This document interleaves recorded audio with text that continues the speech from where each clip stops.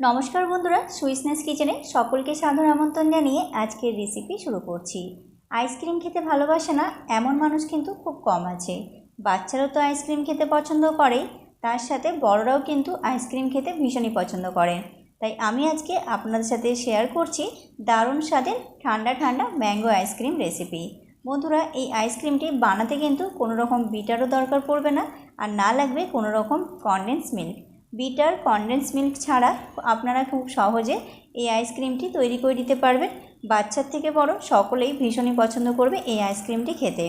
একদম সফট ও creamy টেক্সচারের ice cream তৈরি হবে। তো চলুন দেখে নেওয়া যাক আমাদের আজকের এই দারুণ টেস্টি ম্যাঙ্গো আইসক্রিম রেসিপি। খুব সহজভাবেই আজকের এই রেসিপিটি আপনাদের সাথে শেয়ার করছি। আশা করছি আপনাদের সকলেরই ভীষণ ভালো লাগবে। এই দারুণ টেস্টি ম্যাঙ্গো আইসক্রিম রেসিপিটি বানানোর জন্য সবার প্রথমে ওভেন অন করে ওভেনের উপর একটা ফ্রাই প্যান বসিয়ে প্যানের মধ্যে দিয়ে দিচ্ছি 2 টেবিল চামচ পরিমাণ আটা। তবে আপনারা চাইলে আটার পরিবর্তে কর্নফ্লোর অথবা চালের আটাও দিতে পারেন। এখন আটাটা মিডিয়াম ফ্লেমে 2 থেকে 3 মিনিট খুব ভালো করে ভেজে নেব, নাড়াচাড়া করে। তো দেখুন আটাটা 2 থেকে 3 মিনিট ভাজা হয়ে গেছে আর আটার কালারটা এখন চেঞ্জ হয়ে গেছে, আপনারা দেখতেই পাচ্ছেন। এখন ফ্লেমটা অফ করে এটা নামিয়ে একটা পাত্রে ঢেলে নেব। এটা এখন রেখে দেবো কিছুক্ষণ ঠান্ডা হওয়ার জন্য। এবারে প্রথমে দুধটাকে জাল করে নেব। তার জন্য একটা প্যানের মধ্যে দিয়ে দিচ্ছি 1/2 লিটার আমুলের দুধ। আমি এখানে আমুলের প্যাকেট দুধ ব্যবহার করছি, আপনারা যে কোনো কোম্পানির দুধ ব্যবহার করতে পারেন। এখন দুধটাকে হাই ফ্লেমে ফুটিয়ে নিতে হবে। তো দুধটা আমি খুব ভালো করে নাড়াচাড়া করে নিয়েছি। এখন অপেক্ষা করব দুধটা ফুটে আসা পর্যন্ত। তো এখানে দেখুন আটাটা আমাদের ঠান্ডা হয়ে গেছে। এর মধ্যে দিয়ে দিচ্ছি 1 টেবিল চামচ পরিমাণ পাউডার দুধ। পাউডার দুধটা অবশ্যই দেবেন, তাহলে আমাদের আইসক্রিমটার টেস্টটা খুব ভালো হবে। এরপর এর মধ্যে দিয়ে দিচ্ছি 1/4 কাপ পরিমাণ দুধ। দুধটা আমি জাল করে ঠান্ডা করে নিয়েছি। অবশ্যই কিন্তু দুধটা ঠান্ডা করে নেবেন, গরম দুধ কিন্তু এর মধ্যে দেবেন না, তা না হলে এর মধ্যে লাম্পস তৈরি হয়ে যাবে। এখন খুব ভালো করে চামচের সাহায্যে এটা ভালোভাবে মিশিয়ে একটা মিশ্রণ তৈরি করে নেব। খেয়াল রাখবেন যেন এর মধ্যে লাম্পস না থাকে। দেখুন ঠিক এই রকম লাম্পস ফ্রি একটা মিশ্রণ আমাদের তৈরি করতে হবে। তো মিশ্রণটা এখন আমাদের একদম রেডি। এখন এটা সাইডে রেখে দিলাম, এটা আমরা পরে ব্যবহার করব। তো এদিকে দেখুন দুধটা কিন্তু ফুটে উঠেছে। তো এই সময় গ্যাসের ফ্লেমটা করে দেবো মিডিয়ামে। এখন এইভাবে নাড়াচাড়া করে দুধটাকে আমাদের একটু জাল করে ঘন করে নিতে হবে। আর এই যে প্যানের সাইডে যে সরগুলো লেগে থাকে সেটা এই রকমভাবে চামচের সাহায্যে একসাথে করে দুধের সাথে মিশিয়ে দেবেন। এতে করে দুধটা আরও অনেকটা ঘন হবে এবং ক্রিমি তৈরি হবে। তো এখানে দুধটা কিন্তু আমি জাল করে নিয়েছি কিছুক্ষণ। গ্যাসের ফ্লেমটা মিডিয়ামে রেখে দুধটা জাল করলে দেখবেন খুব কম সময়ের মধ্যে দুধটা ঘন হয়ে যাবে। এখন কিন্তু দুধটা আগের থেকে অনেকটাই কমে গেছে, আপনারা দেখতেই পাচ্ছেন। এখন এর মধ্যে আমি দিয়ে দেবো 3 থেকে 4 টেবিল চামচ পরিমাণ চিনি। মিষ্টিটা আপনারা আপনাদের পছন্দ মতো অ্যাডজাস্ট করে বাড়িয়ে বা কমিয়ে দেবেন, আপনারা যেরকম পছন্দ করেন। চিনি দেওয়ার পর দুধটা পাতলা হয়ে যায়, তাই আরও 2 থেকে 3 মিনিট দুধটাকে ফুটিয়ে ঘন করে নিতে হবে। দুধটা কিছুক্ষণ জাল করে নেওয়ার পর এর মধ্যে দিয়ে দেবো আটার মিশ্রণটা, যেটা আমরা তৈরি করে রেখেছিলাম। এটা চামচের সাহায্যে একটু গুলিয়ে নেব, কেননা নিচে এটা বসে যায়, তাই এইভাবে একটু মিশিয়ে নিতে হবে। তো মিশ্রণটা সম্পূর্ণটা এর মধ্যে দিয়ে দিলাম। এরপর এটা অনবরত এইভাবে নাড়াচাড়া করে মিশিয়ে নিতে হবে। এই সময় কিন্তু নাড়াচাড়া একদমই বন্ধ করা যাবে না, তা না হলে এর মধ্যে লাম্পস তৈরি হয়ে যাবে। আর ফ্লেমটা এই সময় অবশ্যই লোতে রাখতে হবে, হাই ফ্লেমে একদমই রাখা যাবে না। লো ফ্লেমে রেখে এটা অনবরত এইভাবে মিশিয়ে যতক্ষণ না মিশ্রণটা ঠিক বা ঘন হচ্ছে ততক্ষণ রান্না করে নিতে হবে। তো 2 থেকে 3 মিনিটের মধ্যেই কিন্তু এটা ঘন হয়ে রেডি হয়ে যায়। এখন এর মধ্যে দিয়ে দেবো ফ্লেভারের জন্য 1/2 টিস্পুন এলাচ গুঁড়ো আর খুব ভালো করে মিশিয়ে নেব। তো আপনারা দেখতেই পাচ্ছেন মিশ্রণটা কিন্তু ঘন হতে শুরু করেছে, আগের থেকে অনেকটাই ঘন হয়ে গেছে, আপনারা দেখতেই পাচ্ছেন। এর থেকে বেশি কিন্তু আর একদমই ঘন করব না, কারণ এটা ঠান্ডা হওয়ার পর আরও অনেকটা ঘন হয়ে যাবে। এখন ফ্লেমটা অফ করে এটা ওভেন থেকে নামিয়ে ঠান্ডা করে নেব। তো দেখুন দুধের মিশ্রণটা এখন পুরোপুরি ঠান্ডা হয়ে গেছে, আর দেখুন কতটা ঘন হয়ে গেছে, একদম ক্ষীরের মতো হয়ে গেছে। খেয়াল রাখবেন দুধটাকে আমাদের কিন্তু পুরোপুরি ঠান্ডা করে নিতে হবে, এই জিনিসটা কিন্তু খেয়াল রাখবেন। এরপর দেখুন আমি একটা ব্লেন্ডার জার নিয়ে নিয়েছি, আর জারের মধ্যে দিয়ে দিচ্ছি দুধের মিশ্রণটা।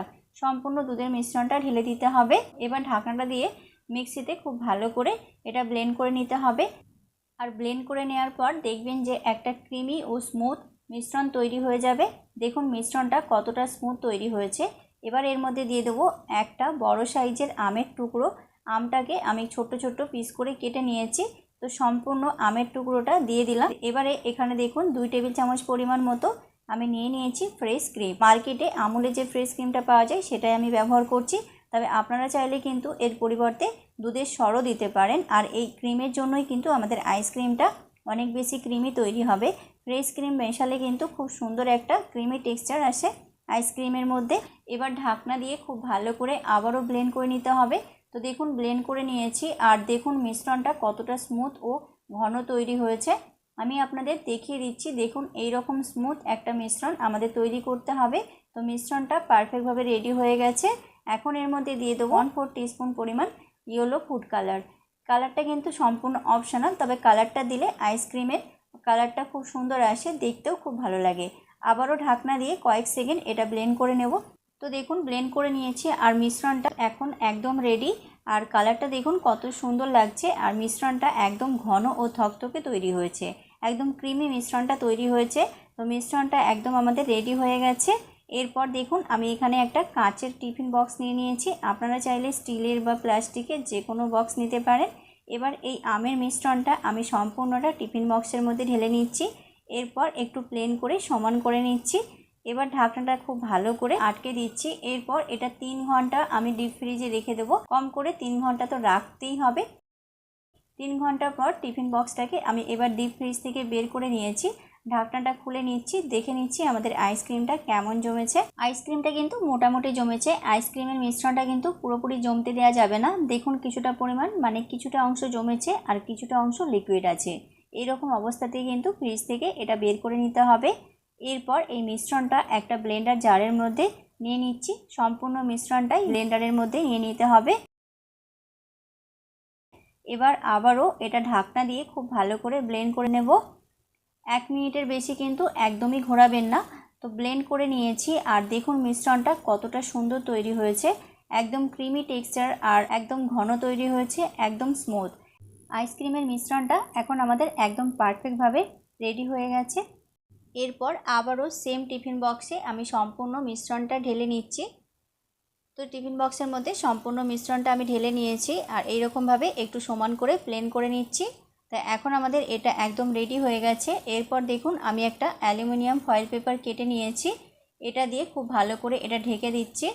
তা না হলে কিন্তু এর মধ্যে আইস ক্রিস্টাল ক্রিয়েট হয়ে যাবে, তাই অবশ্যই কিন্তু ফয়েল পেপার দিয়ে খুব ভালো করে এটা ঢেকে দিতে হবে। আইস ক্রিস্টাল ক্রিয়েট হলে কিন্তু আইসক্রিমটা একদম পারফেক্ট তৈরি হবে না। এরপর এটা ঢাকনা দিয়ে আমি 10 ঘন্টা ডিপ ফ্রিজে রেখে দেবো আইসক্রিমটা সেট হওয়ার জন্য। মিনিমাম 8 থেকে 9 ঘন্টা তো রাখতেই হবে। তো প্রায় 10 ঘন্টা আইসক্রিমটা ডিপ ফ্রিজে রেখে ভালো করে জমিয়ে নিয়েছি। ঢাকনাটা আর ফয়েল পেপারটা খুলে আমি আপনাদেরকে দেখাচ্ছি আমাদের এই ম্যাঙ্গো আইসক্রিমটা কেমন তৈরি হয়েছে। দেখুন আইসক্রিমটা কিন্তু খুব সুন্দরভাবে সেট হয়ে গেছে। তো আমি এখন এটা সার্ভ করে নিচ্ছি। দেখুন কত সুন্দরভাবে আমাদের এই দারুণ টেস্টি ম্যাঙ্গো আইসক্রিম তৈরি হয়েছে।